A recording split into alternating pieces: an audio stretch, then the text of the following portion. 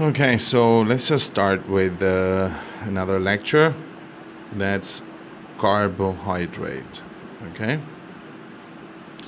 Now, what is carbohydrate? Carbohydrate are the compounds of carbon, hydrogen, and oxygen. Okay. And they are the instant source of energy. Instant. What's instant? Ready. Source of energy. Source of energy. Okay. They are about 4% present. 4% present in a cell, in a mammalian cell particularly. Okay. And they are present in potato, rice, beetroot, fruits, etc. Okay, so this is the introduction to these compounds. These are a few lines that you have to memorize about them. Okay, let's just talk further about carbohydrate. Okay, so we have.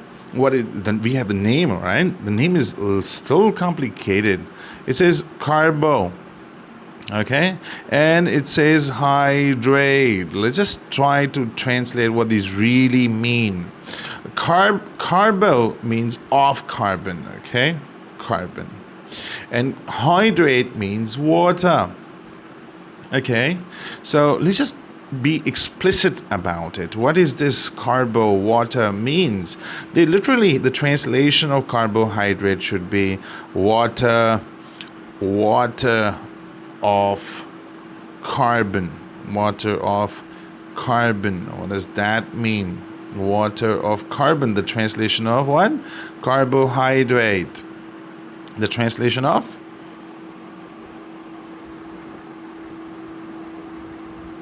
carbohydrate. Okay, I was looking if the recording is shut down or what. So water of carbon. What does that really mean? Water of carbon.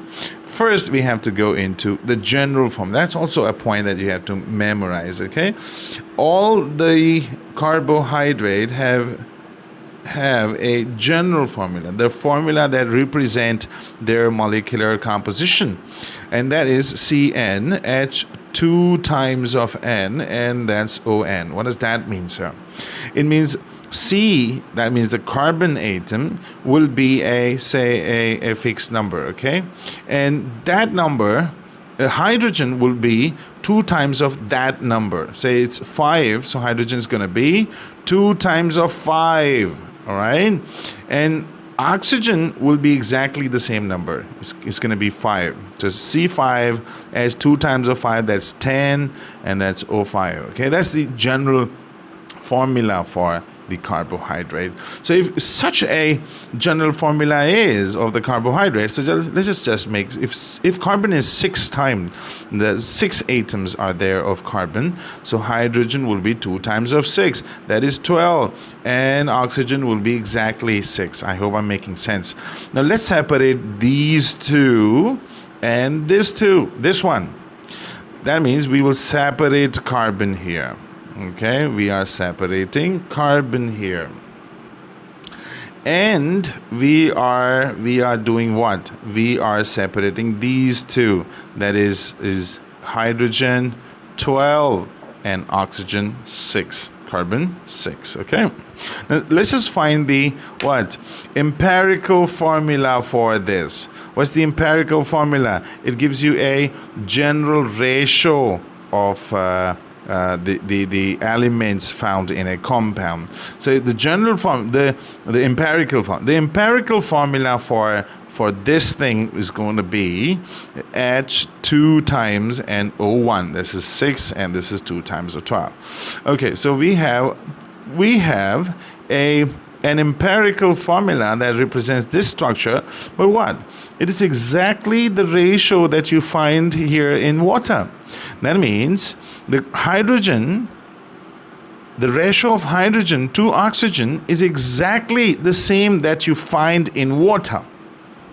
The ratio of hydrogen to oxygen is exactly the same that you find in water. So this is, say, water. And what does it belong to? Carbon. So that's what the name is. Water of carbon. Okay, that's the name. Let's just go with this marker so that you can have a visibility on it. Okay, this is it. Water of carbon. That should be water of carbon. Why? Because the ratio of hydrogen and to oxygen is exactly the same. That is the ratio of hydrogen to oxygen in the water. Okay, so question is, should we still be calling them water of carbon? Yeah or no? See, there are so many other compounds that are found. Some compounds that we have found, they agree to the general formula, but they are not a carbohydrate. Say we have a compound called lactic acid. Yeah, and the molecular formula is C3H. 2 times O3, that's 6, and then O3. That is the molecular formula for lactic acid, okay? And there is another compound called acetic acid. And this says C2 times, and certainly it has to be hydrogen 2 times of 2, that is 4, and O will be 2. Now what do you see? You see that these compounds, they are agreeing to this general formula. Absolutely yes.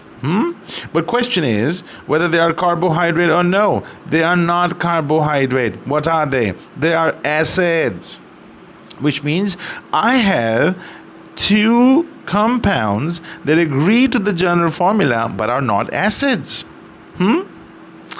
I see 2 compounds that do agree to the general formula but are not carbohydrate. I have another carbohydrate. We have a compound C5, H10 and O4.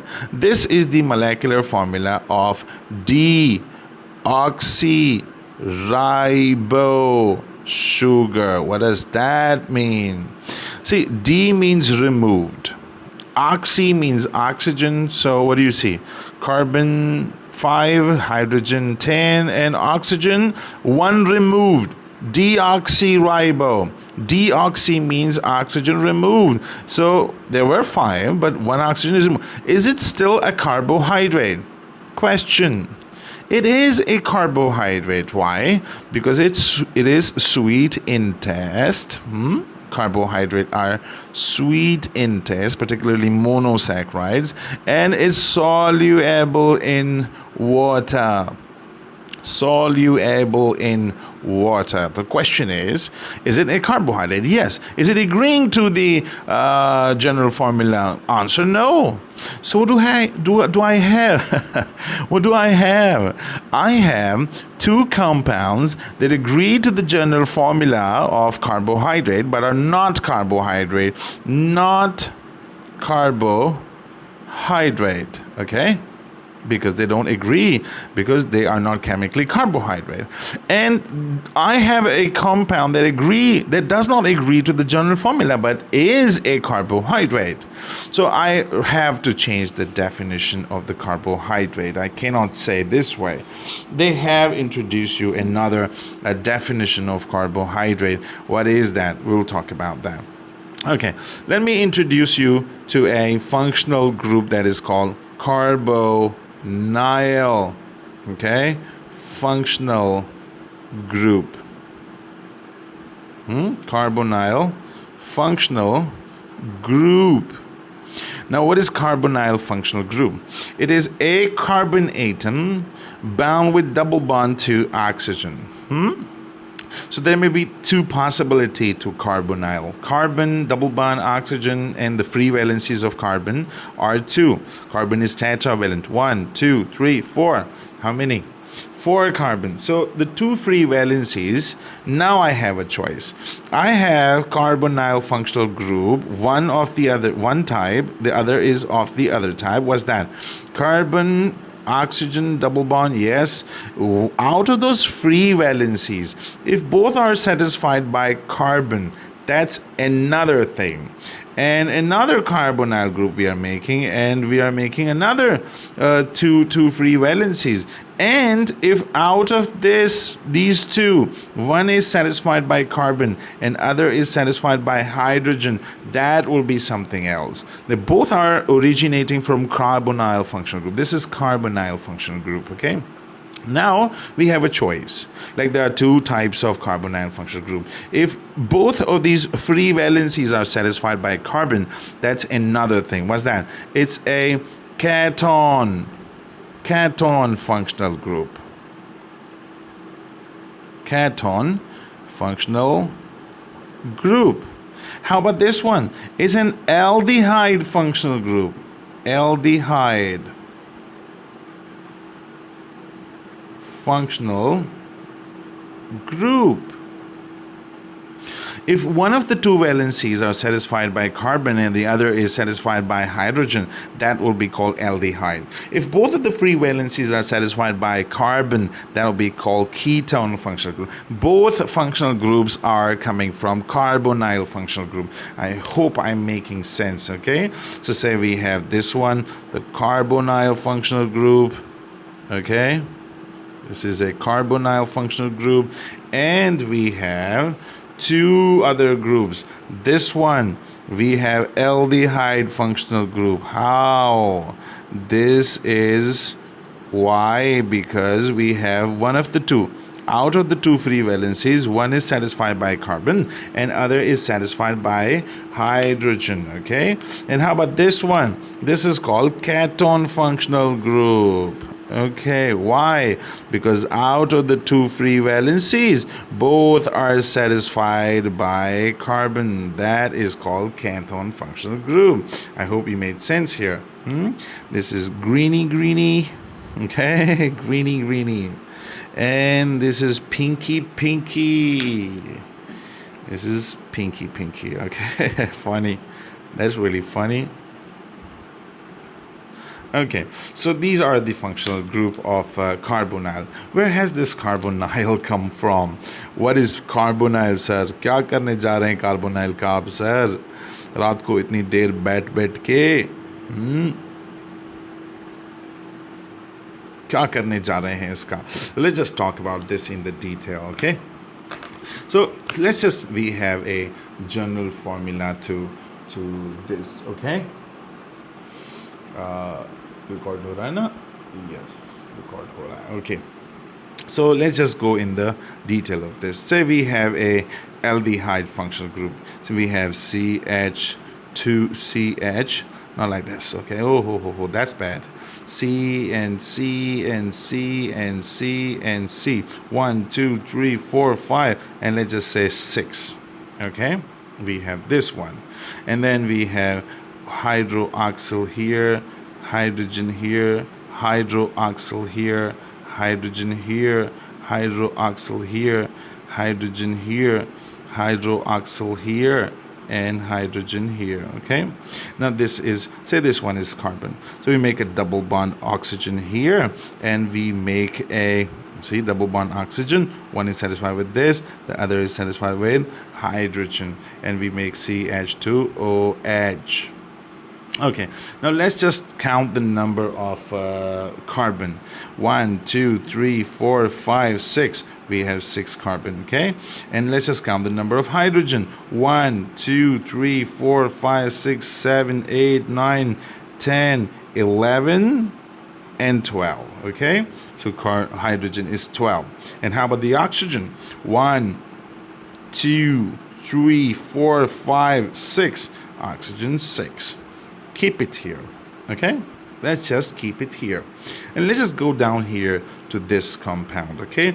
Just make another 1, 2, 3, 4, 5, 6.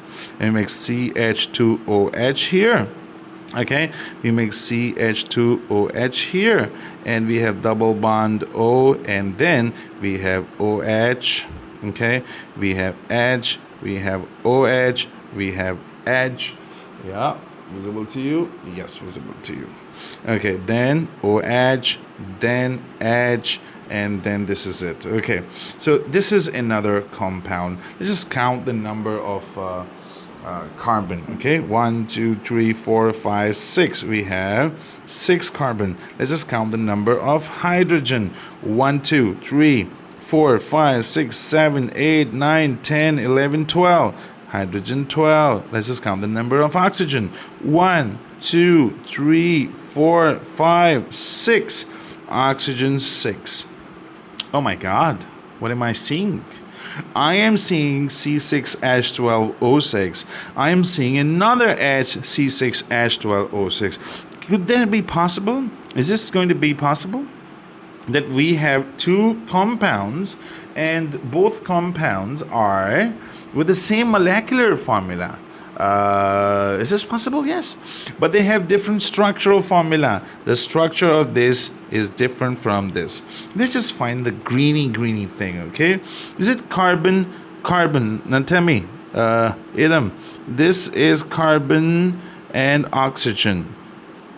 Carbon double bond oxygen. What does that say? It says a carbonyl functional group. So what are the 2 free valencies? One goes up, the other goes down. Yes, one goes up, the other goes down. And both are the up one. This one is satisfied by carbon. This one is satisfied by carbon, which means we have carbon up, carbon down, and they are both connected to this one. Okay, let's just talk about this one. I hope this is not getting disconnected because there's a call coming. Okay, so now let's just say this one. This is a carbon with oxygen. Agreed? Double bond on. This is carbonyl. Now out of the 2 free valencies, one is here, the other is down. One is here, the other is down. This one is going to meet with hydrogen, and this one goes to meet with carbon. Okay, what do I see here? It's going to be a little bit a long video. I have a carbon double bond oxygen here, and what do I see? It's a carbonyl. Now this is a free valency and that is a free valency. This free valency is satisfied by hydrogen. This free valency is satisfied by carbon. So we have 2 free valencies, and one of them is satisfied by carbon, the other is satisfied by hydrogen. This is exactly what I'm seeing here. How about this one? I see carbon double bond oxygen. This is a carbonyl functional group. One free valency is down, the other is up, and both are satisfied by carbon. So this one is ketone functional group carrying carbohydrate, and this one is an aldehyde functional group carrying carbohydrate. What I else see? In addition to this, I see a hydroxyl group here, another hydroxyl here, another hydroxyl here, another hydroxyl here, another hydroxyl here. So many, another. So this one is another, and this one. So how many hydroxyl we have? We have many hydroxyl groups, okay? Did I leave anyone? No. Okay, so let us now generate a very good new definition to what? To the carbohydrate. What does that mean? This one is going to be polyhydroxyketone. And this one is going to be polyhydroxyaldehyde. Oh my goodness. This is polyhydroxy. Why poly? Many. What? Many what? Hydroxy. What's hydroxy? OH is called hydroxy. 1 hydroxy, 2 hydro, 3, 4. Many hydroxy and aldehyde. Polyhydroxy and aldehyde. Yes or no? Yes or no? And how about this? Many polyhydroxy, many hydroxyl group, and a ketone. I hope I made sense here. So the new definition that you have come to a conclusion of is we have Carbohydrates, new definition, that is not going to be the hydrates of carbon, that is polyhydroxy ketone and polyhydroxyaldehyde. Dun, dun. Are we good now? So many pinky, so many greeny, okay? ये जब आएंगे ना class में तो मैं पूछूंगा आपसे so many pinky and so many greeny. So that is what the definition of carbohydrate was. We had a very good interview with this. We talked about it. Let us just go to classification of carbohydrate. I'm just giving you a carbohydrate classification overview here, and then we'll move to other group. Okay, the other part will be containing every part will be clear. Okay, so let's just go with the classification of carbohydrate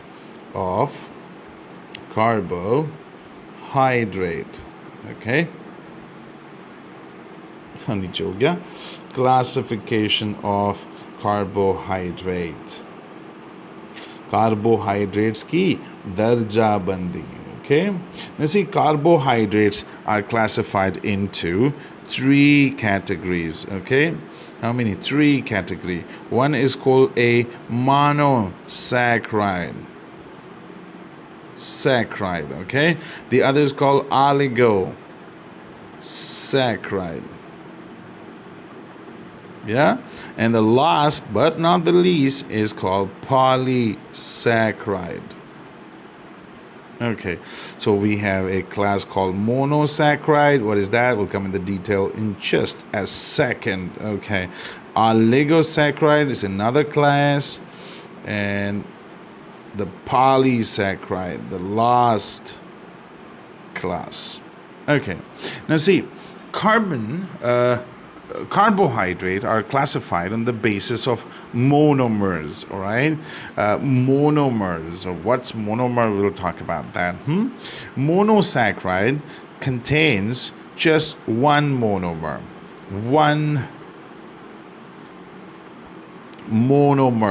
Residue, monomer. What's mono? One mer, unit, one monomer. Okay, oligo means few. Mono means one. Okay, poly means many. Okay, poly means many. Oligo means few. So what's that? It will be having two monomers. Okay, 2 with the TWO, 2 with the TO, 10 monomers. यानी 2 monomer से लेकर 10 monomers अगर हो तो फिर उसको हम ऑलिगोसैक्राइड बोलेंगे. एक हो तो मोनोसैक्राइड, 2 या 10 के दरमियान किसी में भी आ जाए, 2 से लेकर 10 के दरमियान कहीं. अच्छा, पॉली जो है 10 से ऊपर, मोर देन 2 मोनोमर्स. अच्छा, अब ज़रा बेटा मैं आपको एक चीज़ बता के फिर इसको यहाँ रोकता हूँ और फिर इसको अलग से मोनोसैक्राइड की क्लासिफिकेशन को अलग अलग से जाएंगे इसमें. ठीक है, मैं ज़रा जाना चाहता हूँ मोनोसैक्राइड में, और आपको याद दिलाना चाहता हूँ अभी थोड़ी देर पहले we talked about COOH NH2, this is hydrogen and this is R. ये मैंने क्या बनाया? This is an amino acid. This is an amino acid. Now see, it is made up of nitrogen, hydrogen, carbon, and hydrogen. Okay, and there's some radicals. It's hydrogen again. So it's made up of so many atoms of different elements. Okay, but in this particular proportion and this particular structure, they make amino acids. Yeah, in this particular ratio. And in this particular structure, they make amino acid. I hope I'm making sense here, right? When you want to make a cup of tea, you can make a cup of tea without having a particular amount of water, milk, sugar, or tea leaves. So whatever you do, close your eyes, put these four content, you will still be making the cup of tea. But you see what? In order to make water, you require 2 hydrogen atom and 1 oxygen atom. Okay? Even if you increase just 1 oxygen atom, you're not making water, for God's sake. Yes or no? So this particular ratio of the carbon, nitrogen, oxygen, and all the other things here, okay, and in that particular structure, they will make 1 monomer, and that is called amino acid. Same is true for this carbohydrate that we made in the previous page, okay? So that is called a monomer. It will have its own property. It's called amino acid. It will have its own property. The same is true with the carbohydrate, with the monomers, okay? You get it? And if you break them, you can break them in carbon, hydrogen, and oxygen, all right?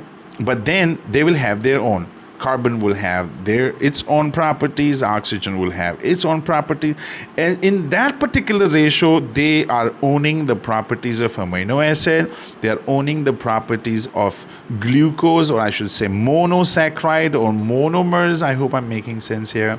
Yes or no? Okay, so that monomer, if you break it, say if I would break this monomer, I hope you can see it. If I break this here, I might break it into carbon, hydrogen, and oxygen, all right? But then they will not hold on to those properties. What?